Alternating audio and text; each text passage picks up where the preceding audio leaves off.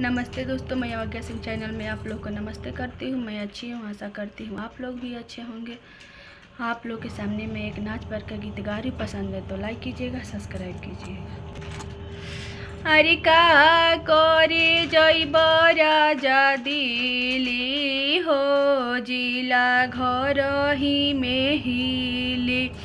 का करे जैब राजा दिली हो, जिला घर ही में हिली।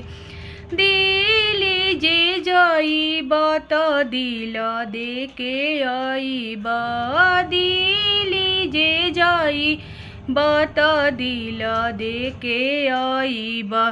अरे हो जैब दिलवा से दूरी हो, जिला घर ही में हिली।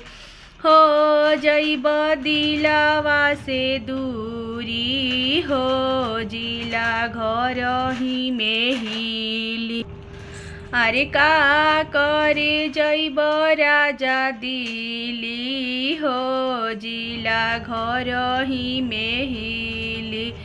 कलकत्ता जे जइब तो मोती मारी के अइब, कलकत्ता जे जइब तो मतिया मार के अइब। मार लीही मतिया सवतिया हो, जिला घर ही में हिली। मार लीही मतिया सवतिया हो, जिला घर ही में हिली। का करे जैब राजा दिली हो, जिला घर ही में हिली।